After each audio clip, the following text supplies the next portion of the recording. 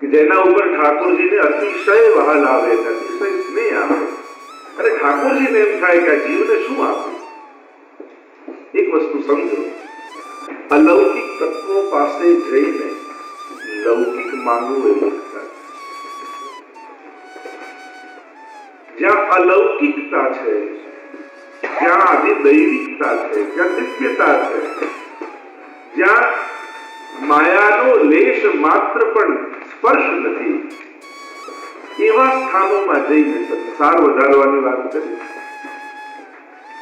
તો ઠાકોરજી પણ જે જીવ ઉપર વિશેષ કૃપા કરવા ઈચ્છતા હોય એનો સંસાર વધારતા નથી, પણ એની અલૌકિકતા. પ્રભુ જેને લીલામાં, જેને પોતાના આધ્યાત્મિક જગતમાં પ્રવેશ કરાવવા માંગતા હોય એને સ્વયં ભગવાન જ લૌકિકમાં બહુ ફસવા દેતા. એવો અમારા ઠાકોરજીનો સ્વભાવ. એટલે પ્રભુને એમ થાય કે આ જીવને શું આપે કે જેથી જડતાથી મારી ઓર આવી જાય. ત્યારે અમારા દયારામભાઈ કહે છે કે એને શ્રી વલ્લભના સ્વરૂપમાં સ્નેહ કરાવે. જ્યાં વલ્લભનું નામ ગૂંજતું હોય એવા સત્સંગમાં મોકલી એની જીવા ઉપર શ્રી વલ્લભનું નામ.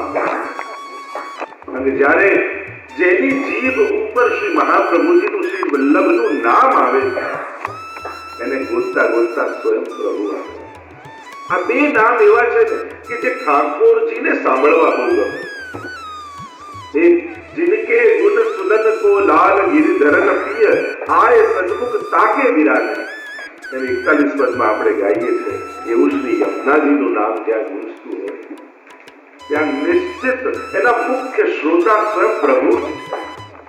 તમે જ્યારે પણ યમનાષ્ટક કરો, 41 પદ કરો, ઘણીવાર ચૈત્ર નવરાત્રી આદિમાં વૈષ્ણવ યમનાષ્ટકનું યમુનાજીનું આરાધન કરતા હોય છે, તો જ્યારે જ્યારે શ્રી યમુનાજીના ગુણગાન તમે કરો ત્યારે એ ચોક્કસ માનીને એવી સાવધાની સાથે કરજો કે હમણાં મારી સામે ઠાકોરજી બિરાજે. કારણ જ્યાં જ્યાં યમુનાજીનું નામ હોય છે ત્યાં ત્યાં પ્રભુ નિશ્ચિત હોય છે. કારણ કે પ્રેમ કે પંદતે કહી જુ રાખે તું જ્યાં પઠાવત તહાં પઠાવત. કારણ કે ઠાકોરજીને પ્રેમના પંદથી કહીને રાખે. અને એ રીતે જ્યાં શ્રી મહાપ્રભુજીનું નામ હોય ત્યાં પણ ઠાકોરજી અવશ્ય આવે. દયારામભાઈના શબ્દોમાં કહું તો જેમ માદા તેડ્યું નર આવે તેમ સારસ પક્ષી હોય છે, જ્યાં માદા પક્ષી હોય ત્યાં એ નર પક્ષી ફરતું ફરતું એને ગોતી લે છે, એમ સ્વામીજી રૂપ શ્રી વલ્લભનું નામ જ્યાં છે ત્યાં ઠાકોરજી પોતે એ જીવને શોધતા શોધતા એની સન્મુખ આવીને બિરાજી જાય. અને એટલા માટે અહીંયા 4 દિવસ સુધી આપણે મળીને શ્રી મહાપ્રભુજીના ગુણગાન કરવાના છીએ. એટલે ચોક્કસ માનજો કે શ્રીનાથજી બાબા પણ હવે નાથ દ્વારા નહીં 4 દિવસ ન્યુઝીલેન્ડમાં બિરાજવાના. કારણ કે જેટલી ક્ષણ શ્રી વલ્લભનું નામ અહીંયા ગુંજતું રહેશે એટલી ક્ષણ આ ભૂમિ એ કોઈ ન્યુઝીલેન્ડની ભૂમિ નહીં રહે. આ સ્થાન ચંપારણ કરી કે જ્યાં શ્રી મહાપ્રભુજી પ્રગટે છે, જ્યાં મહાપ્રભુજી બિરાજે. શ્રી વલ્લભના નામમાં સ્વયં વલ્લભ બિરાજે. 4 દિવસ સુધી આ દિવ્ય સત્સંગ થવાનો છે. કારણ પ્રભુને તો બધા ઓળખે. દયારામભાઈ કહે છે કે જગત જપે રૂપ નામ રહ્યો જ સગળે પહેલી પટરાણીનું નામ લઈ રહી છે રંગ મહેલી. ઠાકોરજી તો રાજા જેવા છે. કોઈ ગામનો રાજા હોય તો એને આખી પ્રજા ઓળખતી હોય, એનો રંગ, રૂપ, સામર્થ્ય, ગુણ બધા જ પરિચિત હોય. પણ રાણીને બધા ન ઓળખતા હોય, એને તો એ જ ઓળખતા હોય જે રંગ મહેલના જીવો. એમ અમારા શ્રીનાથજી બાબા તો રાજા જેવા છે, એને તો બધાય ઓળખે ને બધાય માને. પણ શ્રી મહાપ્રભુજી સ્વામીજી સ્વરૂપ છે એટલે એને તો એ જ ઓળખી શકે જે નિત્ય લીલાના જીવો હોય, જે ઠાકોરજીની નિકુંજના જીવો હોય. એને જ શ્રી વલ્લભના સ્વરૂપમાં સ્નેહ થાય છે. એ જ શ્રી વલ્લભના સ્વરૂપને જાણી શકે. અને જાણીશું કઈ રીતે? આપણી લૌકિક બુદ્ધિ. અને બને તો આવા અલૌકિક તત્વોને સમજવા લૌકિક બુદ્ધિ વાપરવી પડે. કારણ કે આ બધા લૌકિક વાણી અને બુદ્ધિની પર છે. તો જે વિષયના ગ્રંથો યા પુસ્તકો તમે વાંચતા હો એ બુદ્ધિ વાંચો. જેમ કોઈ વિજ્ઞાનનું પુસ્તક હોય તો તમે વૈજ્ઞાનિક બુદ્ધિ રાખીને વાંચો. ત્યારે ફૂલની સુંદરતા પર ચર્ચા ના હોય, ત્યારે તેનું ડિસેક્શન કરીને એમાં કયા રંગ કઈ રીતે તત્વો છે એની ચર્ચા કરવાની હોય. જ્યાં કોઈ કવિતાની વાત કરવા જાય તો વિષયાંતર. એમ જ કોઈ કવિ જયારે કોઈ ફૂલની ચર્ચા કરતો હોય ત્યારે એની ઉપમા, એના રંગ રૂપ, એની ગંધની ચર્ચા થતી હોય, ત્યારે ડિસેક્શનની વાત કરો તો એ પણ વિષયાંતર લાગે, એ વિષયને ગુમાવી દે. જેમ કોઈની કલ્પના આપણે જેમ કવિઓ કરતા હોય કે આનું સુખ જેવું નાસિકા છે, આની કમળની પાંખુડી જેવી આંખો છે, ચંદ્રમા જેવું મુખ છે, હવે એવું ખરેખર બનાવવા જાવ, ડ્રો કરવા જાવ તો કાર્ટૂન બને. કવિની ઉપમા પ્રમાણે કોઈ ચિત્ર ડ્રો કરવા જાવ તો કાર્ટૂન જેવું લાગે. કોઈ ચંદ્રમા જેવું મુખ બનાવો, સુખની ચાંદ જેવી નાસિકા બનાવો, કમળની પાંખુડી જેવી આંખ બનાવો તો કાર્ટૂન જ બને.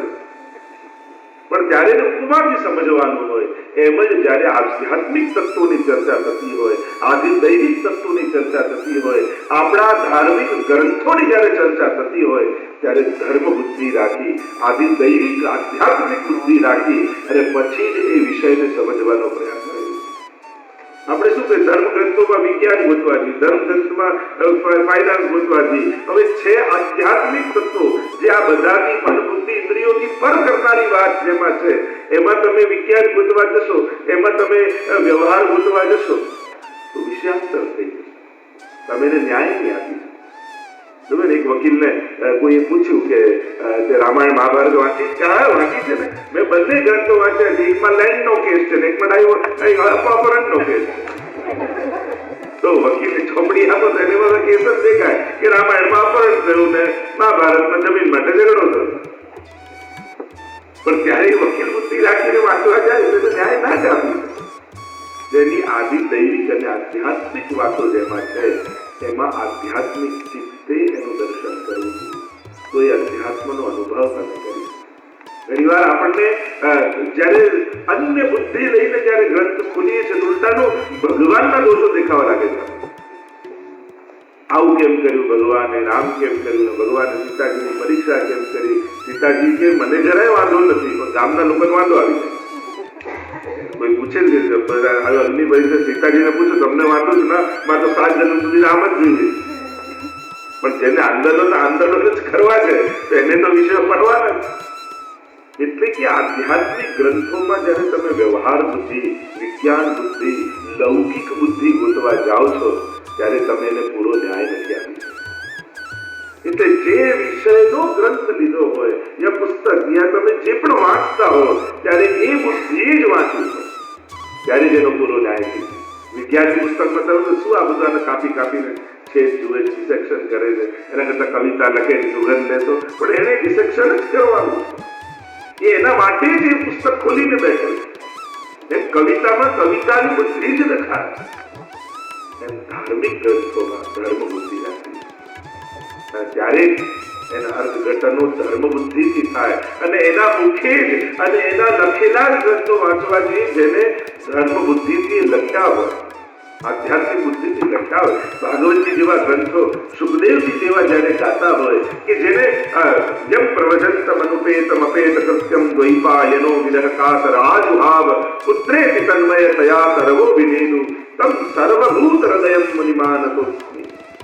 જે સર્વભૂત હૃદય છે, જે ઈશ્વર સિવાય બીજું કાંઈ જોતો જ નથી, સ્ત્રી નથી, પુરુષ નથી, જીવ નથી, જંતુ નથી, વૃક્ષ, એને કોઈ ભેદ દેખાતા નથી. એવા સુખદેવજી જયારે ભાગવતજી ગાતા હોય અને એમાં આપણે લૌકિક બુદ્ધિ કાઢીએ કે આમ ભગવાને આમ કેમ કર્યું, આ કેમ કર્યું, આ કેમ કર્યું, અરે કોણ ગાઈ રહ્યું છે એ તો જુઓ. કારણ કે ગ્રંથને પૂરો ન્યાય ત્યારે જ મળે જ્યારે ગ્રંથના કર્તાના લેવલ પર આવીને પછી એ ગ્રંથને જોઈ. જ્યાં સુધી એ ગ્રંથ જેને રચ્યો છે એનું જે આધ્યાત્મિક લેવલ છે એ લેવલ પર નથી આવતા ત્યાં સુધી એ ગ્રંથ વિશે કોમેન્ટ કરવાનો આપણને અધિકાર નથી. કારણ કે કઈ આધ્યાત્મિક લેવલ પરની આ વાત છે, કઈ દ્રષ્ટિ એમણે જોયું છે, શું એમનું લેવલ છે. આપણે જે વિચારીએ છીએ એવો એમને વિચાર પણ આવતો નથી. એ લેવલ પર જઈને બેઠા છે અને આપણે આપણી લૌકિક બુદ્ધિ જયારે કોઈ વસ્તુ કહીએ છીએ, આમ કરતા ભગવાને આમ કર્યું હોય તો ઘણાને સેવા કરવી હોય પણ કલાકાર કરી પ્રભુના એડવાઇઝર જો મને બનાવ્યા હોય તો આ દુનિયામાં જરાય વાંધો ના આવે.